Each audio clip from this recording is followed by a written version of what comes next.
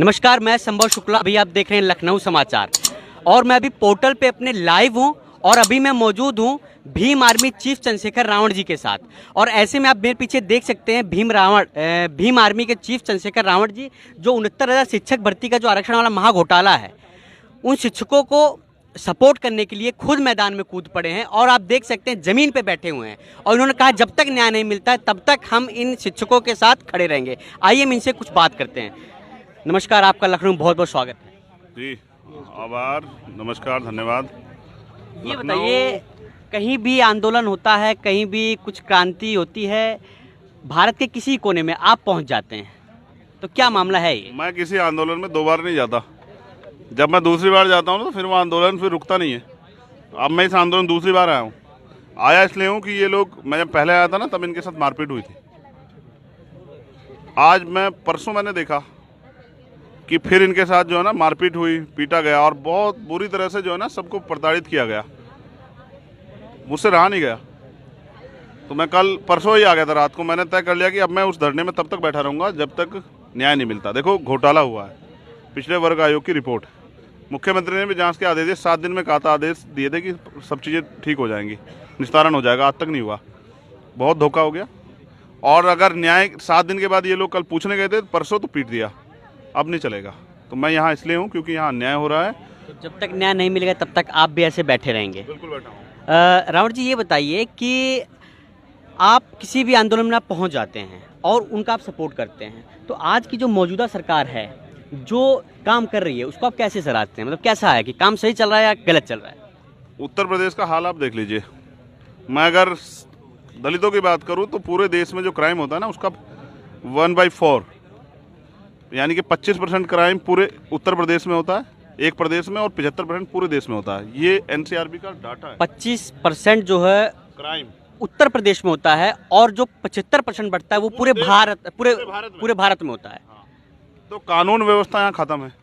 और पहले तो भर्ती नहीं निकलती, भर्ती निकलती है तो उसका पेपर लीक करा लेते हैं साहब, अपने लोगों को सिस्टम में लाने के लिए। अभी एक भर्ती हुई थी, आपने पैट वाली देख लीजिए, उसका पेपर लीक हो गया। पूरे देश में नहीं हुआ, उत्तर प्रदेश में ही हुआ, क्योंकि ये लोग जो है ना ये न्याय नहीं दे सकते। और जब भर्ती हो जाती है तो फिर आरक्षण घोटाला कर लेते हैं। ये तो खुल गया। इससे पहले कितनी भर्तियाँ कराई और कितनी भर्तियों में घोटाले किए ये तो पता ही नहीं अभी। ये तो जब सरकार बदलेगी ना, उन सब भर्तियों की जाँच होगी, तब पता लगेगा कि कितना अधिकार जो है ना हमारा छीन लिया। सामाजिक न्याय की बात करते हैं, ये झूठी सरकार है। उत्तर प्रदेश जो है ना ये जंगल राज है और करप्ट प्रदेश हो गया है। भ्रष्टाचार सब ज़्यादा है। कैग की रिपोर्ट आई है कुंभ में। ये धर्म की बात करते हैं, धार्मिकता की बात करते हैं। कुंभ में कैग की रिपोर्ट आई है कि ये मोटरसाइकिल से ढुलवा रहे हैं और उसको ट्रक बता रहे हैं, ऑटो से ढुलवा रहे हैं, पैदल मिट्टी जो है कंधे से ढुलवा रहे हैं। ये और मशीनें खरीदने के नाम पे इन्होंने वो किया। सहारनपुर में इन्होंने इलाज के लिए मशीनें खरीदी जिनकी कीमत 5 लाख रुपए, उसको 50 लाख में खरीद रखी है। ये घोटालों की सरकार है। इन्होंने राम के नाम पे घोटाला किया। अच्छा, ये घोटालों की सरकार है, आप ऐसा कह रहे हैं? घोटालों की सरकार है। इस सरकार में दलित और पिछड़े पिस रहे हैं, और पिस तो हर वर्ग रहा है। लेकिन दिक्कत ये है कि जिनको उनका जो अधिकार है संवैधानिक वो नहीं मिल रहा। तो ये तो अन्याय हो गया ना। होना ही चाहिए था कि 69 शिक्षक भर्ती में जब पिछड़े वर्ग की रिपोर्ट आ गई कि घोटाला हुआ है, तो जिन्होंने अपराध किया, ये अपराध हो गया ना। घोटाला यानी कि भ्रष्टाचार है, बिल्कुल करप्शन है। इसी के नारे से आता है कि बहुत हुआ भ्रष्टाचार की बार मोदी साहब, यही नारा आया था। अब मैं पूछ रहा हूँ कि जब भ्रष्टाचार हुआ तो जिन्होंने भ्रष्टाचार किया उन पर कार्रवाई करने की बजाय इन बच्चों को यहाँ क्यों बिठा रखा है? इनकी नौकरी क्यों नहीं दे रहे हो? और यही नहीं है, आप यहाँ देखिए, कहीं मैं पिछली बार आया था, कहीं धरने प्रदर्शन वाले बैठे थे। शिक्षा मित्र को हटा दिया है, सब लोग परेशान हैं, आंगनबाड़ी वाले परेशान हैं, हर वर्ग जो सरकारी कर्मचारी अधिकारी परेशान है। और न्याय देने की बजाय अब ये भाजपा की सरकार, चाहे यहाँ की हो या सेंटर की हो, अब ये बेचने लगी है सारी सरकारी उपक्रम। अब ये उनको बेच के जो उसमें दलित पिछड़े अधिकारी कर्मचारी बैठे हुए हैं उनको चिन्हित करके निकालना चाहती है। उसका कारण ये है क्योंकि एक पार्टी के प्रति कारण अपर कास्ट के लोग ये समझ रहे हैं कि हमारा भला कर रहे हैं। ये किसी का भला नहीं कर सकते। ये इस देश में सिर्फ सत्ता से प्यार करते हैं। वो सत्ता इनको कैसे मिले, चाहे दंगा करा कर मिले, हत्या करा के मिले, या कैसे मिले। तो हम लोग वहाँ जाते हैं जहाँ अन्याय हो रहा होता है, चाहे वो हाथरस का मामला हो, उन्नाव का मामला हो, कानपुर का मामला हो, आजमगढ़ का मामला हो, गोरखपुर का मामला हो, और चाहे ये शिक्षक भर्ती का मामला हो। 2022 का चुनाव बहुत ही नज़दीक है। ऐसे में सभी पार्टियां अपने जाति समीकरण को जोड़ने में लगी हुई है। और देखा जाए भाजपा, सपा, बसपा ब्राह्मण सम्मेलन कर रही है। तो ऐसे में क्या लग रहा है कि चुनाव बाद भी जिन जातियों के लोग पकड़ रहे हैं, क्या चुनाव जीतने के बाद भी उन जातियों के लिए काम करेंगे, या सिर्फ दलित समाचार को खाली चुनाव में जोड़ेंगे, ब्राह्मण समाचार को समाज को चुनाव में जोड़ेंगे, राजपूत समाज को चुनाव से पहले जोड़ेंगे, चुनाव जीतने के बाद भी इनके लिए कुछ काम करेंगे, या ये सारी पार्टियों के बारे में पूछ रहा हूँ मैं? देखो, सब कथनी करनी को समझते हैं, वो पार्टियां क्या कर रही है और वो क्या करेंगी, ये तो उनके अंदर से जो है, उनका जो मन है वो बता सकता है कि वो कहते क्या हैं और करते क्या हैं। मैं ये कह रहा हूँ कि हम इस आंदोलन को मजबूत करेंगे। ये जन आंदोलन है। जनता जब तैयार हो जाती है ना, अच्छी अच्छी सरकारें पलट जाती हैं। अब जनता तय करेगी कि जनता अगर इनसे खुश होगी तो उनको समर्थन दे देगी, और जनता अगर इनके विरोध में होगी, जनता ने देखा होगा कि सिर्फ मैनेजमेंट की सरकार है। अब मैं एक दिन कर्नाटक गया तो कर्नाटक में मुख्यमंत्री की होल्डिंग लगे हुए हैं कि रोजगार में नंबर 1 और योगी जी के सड़क में नंबर 1। अबे मैंने सोचा कि यार ये तो कर्नाटक है, यहाँ योगी जी का क्या मतलब है। मैं पंजाब गया, वहाँ इनके बोर्ड लगे हुए हैं। मैं उत्तराखंड का, वहाँ इनके बोर्ड लगे हुए हैं। दिल्ली में भी मेट्रो में भी लगे हुए हैं। आप समझिए, मैं दिल्ली में घूम रहा एक दिन तो वहाँ इनके बोर्ड लगे हैं। मैंने अब ये समझिए, ये पैसा जो है ना, किसका पैसा है? जनता का पैसा है, जनता के टैक्स का पैसा है, हमारा आपका पैसा है, हाँ, इन सबका पैसा है। वहाँ से ना, मैं एयरपोर्ट से आया था और यहाँ तक राजभवन तक लगे हुए हैं। माने महामहिम राष्ट्रपति जी के बड़े बड़े होल्डिंग लगे हुए हैं, राष्ट्रपति जी का स्वागत है। मैंने कहा कि भाजपा के पैसे से क्यों लगाते, ये जनता का जो सरकार का पैसा है उससे क्यों लगा रहे हैं? ये पैसा लगाना चाहिए था हमारे विकास के लिए। आपने बहुत सही बात की, राष्ट्रपति जी मौके पे आए हुए हैं, तो कभी राष्ट्रपति जी एक दलित समाज को रिप्रेजेंट करते हैं, पूरे देश को रिप्रेजेंट करते हैं एक तरह से देखा जाए तो। कहीं भी कुछ गलत होता है, कभी उनकी जो है बात नहीं आती, वो कुछ लिखते पढ़ते नहीं, कुछ बोलते नहीं है। और ऐसे में उत्तर प्रदेश में आए हुए हैं तो कई वीआईपी व्यवस्थाओं के तहत कई रोड ब्लॉक कर दिए। क्या वीआईपी व्यवस्थाएं रहनी चाहिए या खत्म होनी चाहिए? मैं आपसे पूछना चाहता हूँ। बिल्कुल खत्म होनी चाहिए। व्यवस्था खत्म। देखिए, जब अब मैं बिना सुरक्षा घूम रहा हूँ, बिल्कुल, जिनको डर है ना, जिनकी बाहर आए देखा एक या 2 गाड़ी है शायद, जिनको डर है ना, वो लोग सुरक्षा लेके घूम रहे हैं। और समस्या क्या है ना, एक ये भी है कि पहले वाली राजनीति नहीं रही। अब पहले राजनीति में वैचारिक लड़ाइयाँ होती थी, अब तो हमले कराए जाते हैं। अब अमिताभ ठाकुर को कल पकड़ के जेल भेज दिया। मैं ये कह रहा हूँ, राष्ट्रपति जी पहले तो देश के राष्ट्रपति है, मैं भी उनका सम्मान करता हूँ। फिर वो दलित समाज से हैं, लेकिन मैं कह रहा हूँ, एक बार उन्होंने बोला था, आपको याद नहीं है, उन्होंने पूछा था कि सुप्रीम कोर्ट में SC ST OBC के कितने जज हैं, और केंद्रीय सचिवालय में SC ST OBC के कितने जो हैं वो हैं, क्या नाम, प्रमुख सचिव, मुख्य सचिव कितने हैं अंडर। राष्ट्रपति जी ने बोला। हाँ, बस वो बोलना था। उसके बाद पता नहीं क्या हुआ है कि शायद ये कह दिया कि दोबारा मौका नहीं मिलेगा और बीच में भी आपको हटा सकते हैं तबियत का हो करके। उसके बाद नहीं बोले। तो देखिए, समझना पड़ेगा। मैंने एक कहावत अभी बताई है कि हमारे यहाँ ना तीतर एक पक्षी होता है, जैसे कबूतर होता है ऐसा ही होता है। तो शिकारी क्या करता है ना, उस कबूतर को पालता है, खूब दाना पानी खिलाता है, फिर उसको लेके जाता है जंगल में शिकार करने के लिए। तो ऐसे दाना बिखेरता है और अपने कबूतर को पाले हुए को छोड़ देता है। अब पाला हुआ तो मालिक के प्रति वफादार है, तो उसके जात के जो कबूतर है ना, वो देखते हैं, अरे हमारा भाई दाना चुग रहा है, वो भी आ जाते हैं, ये तो अपना है, ये सोच के कि राष्ट्रपति तो हमारे हैं। पिछड़े वर्ग के लोग सोचते हैं प्रधानमंत्री तो हमारे हैं, तो वो चला जाता है। फिर क्या करता है, वो शिकारी जाल उसका फेंका हुआ होता है तो वो कपूरों को पकड़ लेता है। तो जो पाला होता है उसको तो उठा के रख देता है अलग, के लिए भाई तू दाना खा, और बाकी होते हैं उनको होता है, वो किए जाते हैं हलाल। ठीक है, ये इशारा जहाँ आप समझ जाओ। नहीं, ये जो पिछड़े वर्ग के मंत्री बना रहे हैं, अभी उत्तर प्रदेश में कैबिनेट विस्तार होगा, जो दलित मंत्री बनाएंगे, पिछड़े मंत्री बनाएंगे, इनका सच क्या है? इनकी एक की हैसियत नहीं है, चाहे वो स्वतंत्र देव सिंह हो और वो बड़े भाई हमारे, चाहे वो केशव प्रसाद मौर्य हो, उनकी हिम्मत नहीं है वो एक बार कह दें कि हमारे बच्चों के साथ अन्याय हुआ है, हम उस वर्ग से आते हैं। क्या डर है ऐसा वो लोग नहीं कह सकते? क्या डर है ऐसा, क्या डर है कि वो लोग नहीं कह सकते, खुल के नहीं आ सकते, खुल के बयान नहीं दे सकते, खुल के इनका समर्थन नहीं कर सकते? स्वार्थ छोड़ना पड़ता है। अगर आप हक की लड़ाई लड़ोगे ना, तो आपको अपना स्वार्थ छोड़ना पड़ेगा, क्योंकि कोई नहीं एक्सेप्ट करेगा। कोई डर का माहौल है क्या? नहीं, नौकरी देखो भैया, मालिक नौकरी छीन लेगा। मंत्री किसने बनाया? सरकार ने। कहाँ रहेंगे? अध्यक्ष किसने बनाया? सरकार ने। अब ये देखो, ये सरकार जो है ना, कहती है सबका साथ सबका विकास। मैंने खुद देखा, उप मुख्यमंत्री होके हमारे वो भाई हैं बड़े, केशव प्रसाद मौर्य जी, स्टूल पे बैठे रहते हैं बेचारे, बोलते नहीं है। एक फोटो वायरल हुई थी बीच और में, अभी देखा मैंने, सोफे पे बैठे हैं मुख्यमंत्री और स्वतंत्र देव सिंह जी, एक लकड़ी कुर्सी बिछा दी बीच में। ये क्या है? ये संदेश देते हैं कि देखो तुम हमारे यहाँ रहोगे तो सही, तो तुम्हें हम यहाँ व्यवस्था तो करा देंगे, संसाधन तो दे देंगे कि अपने परिवार का भला कर दो, लेकिन अगर समाज की बात करोगे और सम्मान मांगोगे तो ये नहीं मिलेगा। ठीक है, तो ये लड़ाई जो है ना, आज के भारत में स्वाभिमान, सम्मान और अधिकारों की है। अब लड़ाई सिर्फ नौकरी की नहीं रही, वो तो अन्याय हुआ है, वो तो अपराध हुआ है, उस पर तो सजा होनी चाहिए। जिन्होंने किया उनको सजा मिलनी चाहिए, उनके खिलाफ FIR दर्ज, उनको जेल भेजना चाहिए। लेकिन जो मेरी बहनों का कि कपड़े फाड़े गए, इनको पीटा गया, इसका बदला कौन लेगा? क्या उन ऐसे अधिकारी कर्मचारियों पर सरकार कार्रवाई करेगी? नहीं करेगी तो कोई बात नहीं, हम तो लड़ते रहेंगे। शुरू में आपने दलित समाज के लिए फाइट की, फिर मुस्लिम समाज भी आपके साथ जुड़ा। अब मैं बात करता हूँ कहीं भी चाय की दुकानों पर, कहीं भी आपके बारे में पूछता हूँ तो कोई भी समाज से हो, चाहे ब्राह्मण समाज से हो, राजपूत समाज से हो, लाला समाज से हो, दलित समाज से हो, तो आपके बारे में सब सकारात्मक, आपके बारे में टैगलाइन है कि आप क्रांतिकारी हैं।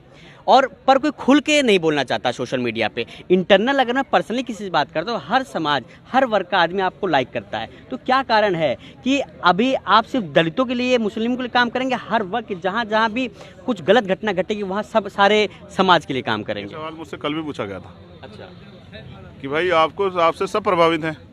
हमें एक पत्रकार ने बताया कि ये सच बात है, क्योंकि मैं कल ही चाय की दुकान बैठा था। पत्रकार साथी ने बताया कि गाजियाबाद में एक ब्राह्मण समाज के नेता है, और उनसे जब पूछा गया उनकी पार्टी के द्वारा कि आप अपना आदर्श नेता किसे मानते हैं, उन्होंने कहा कि मैं चंद्रशेखर आज़ाद को मानता हूँ। कि बोले कौन से वाले? कि वो जो बीमारी वाले। तो ये उस पत्रकार ने मुझे बताया।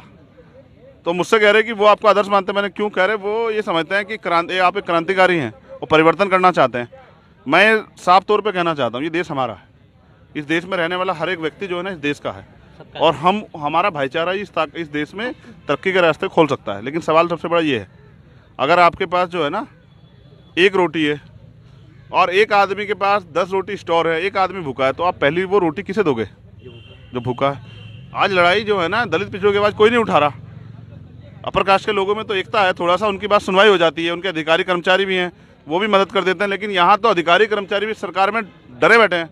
बहन जी, इन्हीं की वोट बैंकों पे तो कई बार मुख्यमंत्री बनी है। सच है, वो चाहे कुछ ही कहती रहे, इन्हीं की वोट पे बनी है। तो इसलिए जो है ना, मैं समझता हूँ कि हमें दलित पिछड़े वर्ग के लोगों के साथ जो है ना, उनकी लड़ाई को पहले लड़ना है। काम किया कि नहीं किया दलित पिछड़े लोगों? किया है। आज जहाँ बैठे हैं शायद उन्हीं का बनाया हुआ है। हाँ, उन्हीं का बनाया। ठीक है, मगर मैं क्या कह रहा हूँ, कल वो कोई मुझसे पूछ रहा था कि भाई राम मंदिर बनेगा, रोजगार मिलेगा। मैं उनसे कह रहा था कि बाबा साहब अम्बेडकर हमें कह के गए कि आपकी मुक्ति के जो रास्ते हैं ना, वो मंदिर से नहीं खुलेंगे, ना मस्जिद से खुलेंगे, वो खुलेंगे यूनिवर्सिटियों से, कॉलेजों से, स्कूलों से। तो वो खुद कहते थे कि मैं मूर्ति पूजा का विरोधी हूँ, कि आप मुझे मत पूजना, मुझे पढ़ना, आप मिशन को खाना आप मंदिर मस्जिद में नहीं भरोसा रखते, आप शिक्षा, अच्छे कॉलेज, अच्छी चिकित्सा, अच्छा इलाज हो। ये जो महंगी शिक्षा, महंगा इलाज है ना, ये गरीबों को कमर तोड़ रहा है। अच्छा, बीमारी किसी जाति देख के थोड़ी होती है कि दलित को जो है, वो गरीब दलित है, उसको होगी बीमारी कैंसर, तो उसका इलाज कोई और थोड़ा होगा जो अमीर दलित से अलग। तो ये तो आप सबको समझना पड़ेगा ना कि बीमारी एक है तो इलाज भी एक ही होना चाहिए ना, और वो इलाज सबके लिए सुलभ होना चाहिए। तो गरीब क्या करेगा? कहाँ से करेगा इलाज? मरेगा ना। तो मैं समझता हूँ कि अमीरों को बीमारी हो सकती है तो गरीबों को भी हो सकती है। गरीबों को ज़्यादा हो रही है क्योंकि वो इस तरह के माहौल में रहते हैं।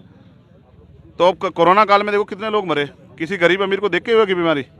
लेकिन अमीर ने तो बेचारे चलो अस्पताल में भर्ती हो गया प्राइवेट में, गरीब कहाँ जाएगा? ये जो हॉस्पिटल के में नहीं जा पाए लोग, बेड के कारण मरे, ऑक्सीजन कम करे, ये कौन थे? इनकी गिनती क्यों नहीं हो रही है? जिनकी लाशें भई, ये कौन लोग थे? तो ये सरकार ना घोटालों की सरकार है, घोटाला करती है और अपने आप ही क्लीन चिट देती है। और सरकारों में देखा जा रहा था तो ये इको गार्डन पूरा फुल रहता था, तमाम जो धरना प्रदर्शन होते थे, तमाम रोड पे प्रोटेस्ट वगैरह होते थे। योगी जी, बाबा जी के समय में बड़ा प्रोटेस्ट और धरना वगैरह बड़ा कम हो रहा है, क्या बात है? ये मैनेजमेंट अच्छा है योगी जी का या कोई भय का माहौल है? डरी हुई सरकार है। लोकतंत्र में आपको विपक्ष के लोगों को भी सुनना पड़ता है और जो पीड़ित होता है उसको भी सुनना पड़ता है। धरने प्रदर्शन तो होने चाहिए, इन्होंने भी किए हैं पहले। आज की ऐसी मुसीबत है, कोई धरना प्रदर्शन करने जाता है तो उसको जो है जेल भेज देते हैं। कोई आपके खिलाफ चुनाव लड़ने कहता है तो उसको जेल भेज देते हैं। ये सरकार जो है ना, मुकदमे तो आप पे भी मेरे ख्याल से 100 से ऊपर है। कितने मुकदमे हैं आपके? नहीं, आपके ऊपर कितने? क्या फर्क पड़ता है? आपके ऊपर कितने? मैं क्या कह रहा हूँ, मेरी सारी जिंदगी जेल में कट जाए, लेकिन मुझे पीढ़ियां याद करेंगी कि वो आदमी लड़ते हुए मरा है, झुक के नहीं मरा। चीज आपके बारे में कहा जाता है, कहीं भी बात होती है तो कहा जाता है चंद्रशेखर रावण जहाँ जाते हैं वहाँ 1-2 मुकदमा लेके आते हैं, सच है या गलत? देखिए, आंदोलनकारी के लिए हथकड़ी और मुकदमा गहना होते हैं। तो मैं नेता नहीं हूँ, मैं तो इस देश में परिवर्तन लड़े रहा हूँ। मेरे पिताजी ने मेरा नाम कब रखा चंद्रशेखर आजाद, उनको क्या पता था ये कैसा होगा? उन्होंने चंद्रशेखर कब रखा था आप सोचो? ये बात 80 के दशक की है, तो तब उन्होंने मेरा नाम चंद्रशेखर रखा। उनको थोड़ा पता था कि भाई ये जाके क्या करेगा कल। हर चीज़ का एक प्रभाव होता है। तो मैंने महापुरुषों के जीवन से प्रभाव लिया, चाहे वो शहीद आजम सरदार भगत सिंह हो, चंद्रशेखर आज़ाद हो, अशफाक उल्लाह खां हो, वीर अब्दुल हमीद हो, सुखदेव हो। तो मैंने देखा है उनको, वो उन लोगों ने देश की आज़ादी के लिए जान लड़ा दी। हम लोग क्यों पीछे हटे भाई? खून तो हम भी वही है ना, इसी देश का खून है। हम अंग्रेजों से नहीं डरे, इनसे क्या डरेंगे? ये ज़्यादा क्या करेंगे? कत्ल करा देंगे, गोली मार देंगे। मेरी लाश जाएगी यहाँ से, मैं जाऊँगा नहीं किसी भी कीमत पे। अब सरकार को हमें हमारा अधिकार देना पड़ेगा, और सरकार मुझे, मैं कह रहा हूँ सरकार कहीं ले जाके बंद कर देना, छोड़ोगे यहीं आऊँगा, तो इससे अच्छा है कि मेरी हत्या करा दो, तब तो इनको, इन बच्चों की नौकरी नहीं मिलेगी। अदरवाइज जब तक मैं जिंदा उनको नौकरी देनी पड़ेगी। इनके साथ ये छल जो हुआ ना, उस पर कार्रवाई करनी पड़ेगी। अब चलेगा नहीं, बहुत हो गया। आर्या पार, विजय या वीर गति, लड़ेंगे और जीतेंगे। लड़ेंगे जीतेंगे। 2022 का चुनाव है, क्या लग रहा है कौन जीतेगा? थोड़ा इस पे राय दें। भूल जाएं, बहुत दूर है। ये तय करेंगे जनता, कौन जीतेगा कौन हारेगा, ये बताएंगे कौन जीतेगा हारेगा। लोकतंत्र है और सबको अधिकार है, मगर एक वोट की वैल्यू है, ये समझना पड़ेगा। आप इतने बड़े वर्ग को मुख्यमंत्री नाराज कर रहे हैं, इसका खामियाजा नहीं भुगतेंगे? इन पे जो लाठियां पड़ रही हैं, युवाओं को आप क्या कहना चाहते हैं? युवाओं की राजनीति में भागीदारी होनी चाहिए या नहीं होनी चाहिए? ज़्यादा होनी चाहिए, क्योंकि ये युवा जो है ना, ये वो वाली राजनीति नहीं सीखना चाहते जो वो सिखाते हैं कि लाश पे राजनीति करो, लूट के राजनीति करो, हत्या करके राजनीति करो, झूठ बोलो, करप्ट हो जाओ, चुप रहो। ऐसी राजनीति नहीं सीखना चाहता युवा। युवा वो राजनीति करना चाहता है जो वो सोचता है, उसको तकलीफ होती है अगर किसी को सताया जाता है। तो युवाओं को राजनीति में रहना चाहिए और आके इस राजनीति को, जो भ्रष्टाचार की राजनीति है जिसमें 2-3 करोड़ रुपए से विधायक बनता है, इसको बदलना चाहिए। भाई लोकतंत्र इसलिए बना था कि एक गरीब का बच्चा भी जो है ना, वो सपना देखे, मेहनत करे और आगे बढ़ जाए। कैसे बढ़ रहा है? यहाँ तो नेता का बेटा नेता बन रहा है। इसलिए जो है ना, इसको बदलना पड़ेगा। और कितने जो है ना, अब राष्ट्रीय अध्यक्ष का बेटा राष्ट्रीय अध्यक्ष बन जाता है। अब आप सोचिए, जो वर्कर जो 20 साल 30 साल से मेहनत करता है, उसके दिल पे कैसी होती होगी। कोई पैसे वाला आके विधायक का टिकट ले जाता है, वो बन जाता है, और जो वर्कर मेहनत कर रहा है उसका अधिकार छिन जाता है। तो निराशा है लोगों में। आखिरी के 2 क्वेश्चन को वास्तविक राजनीति और वास्तविक राजनीति क्या होती है, क्योंकि ये देखो, ये जो बच्चे हैं ना हमारे, बहुत कम लोग होंगे जो पॉलिटिकल साइंस वाले होंगे। तो राजनीति तो पॉलिटिकल साइंस वाले लोग करते हैं ना भाई। सोशल साइंस वाले या मैथमेटिक्स वाले या हिस्ट्री वाले या जो है ना लॉ वाले राजनीति थोड़ा ही करते हैं। तो अब राजनीतिक पाठशाला खोलूंगा मैं, वहाँ नौजवानों को सिखाया करूंगा। राजनीतिक पाठशाला खुलने वाली है और लाइव आप हमें देख रहे हैं। और जिसको राजनीति करनी है और जिस युवा को राजनीति में आना है, तो संपर्क करें चंद्रशेखर रावण। राष्ट्रवाद, छदम धर्म और निकम्मी जो है ना, राजनीति से अगर कोई मुक्ति चाहता है और अच्छी राजनीति करना चाहे, स्वस्थ और भारत को आगे बढ़ाने के लिए, भाईचारा बनाने के लिए, तो वो सीखे। उस पाठशाला में सबको अवसर मिलेगा और असली राष्ट्रवाद होगा। जय भारत माता के नारे लगाने वाला राष्ट्रवाद नहीं होता है, समझ रहे हैं? राष्ट्रवाद होता है जब देश की तरक्की में हम लोग हिस्सेदारी करें। ये युवा जो देश की तरक्की में हिस्सेदारी करना चाहता है, देखिए क्या हाल है इनका। सरकारी संपत्ति बेच के मोदी जी कह रहे हैं कि कहाँ बेच रहे हैं, लीज पे दे रहे हैं। मैं बुतम बनाया था कुछ जो दे रहे हो? आपने कुछ अगर बनाया होता तो दे देते। निजीकरण कर रहे हैं। मैं कांग्रेस का धुर विरोधी हूँ, लेकिन मैं सोचता हूँ कि इनसे अच्छी तो सरकार थी कांग्रेस की, कि कम से कम बेच तो नहीं रहे थे देश की संपत्तियों को। ठीक है, ये जो है ना, इस सरकार को खामियाजा भुगतना पड़ेगा। जनता तैयार हो रही है, हमें पता है निजीकरण का, इसका जो है ना एनएमपी का असली मकसद क्या है। जो दलित पिछड़े अधिकारी कर्मचारी, उनको निकाल के बाहर करना है और अघोषित कब्जा करना है। अपने वर्ग के लोगों को तो समझा लेंगे कि देखो हमने दलितों का इलाज कर दिया, जैसे कुछ नहीं करते। ये कहते हैं कि देखो मुसलमानों का इलाज कर दिया, नहीं कर दिया, और तुम आज रोजगार की बात करो। इनसे भी कहते हैं कि तालिबान बन जाएगा भारत, पाकिस्तान डरा हुआ है, ये है वो है। तुम रोजगार की बात कर रहे हो। मैं कह रहा हूँ कि भारत तो भारत है, भारत की हस्ती को मिटा नहीं सकता। आपने क्या दिया भारत को कमजोर करने के अलावा? अर्थव्यवस्था को देखो, जीडीपी को देखो, आपने क्या दिया? बेरोजगारी को देखो, महंगाई को देखो, हॉस्पिटलों को देखो, स्कूलों को देखो, आपने क्या दिया? शिक्षा का बजट देखो। आपने इस देश को बर्बाद किया, आपने इस प्रदेश को बर्बाद किया। जनता जवाब देगी। धन्यवाद। देखिए, अभी हमने बात की भीम आर्मी चीफ चंद्रशेखर रावण जी से, और अभी मौके पे यहाँ मौजूद हैं और इन्होंने कहा जब तक इन शिक्षकों को न्याय नहीं मिलता है तब तक यहाँ बैठेंगे। नमस्कार, आशुतोष पाठक के साथ मैं संबर शुक्ला।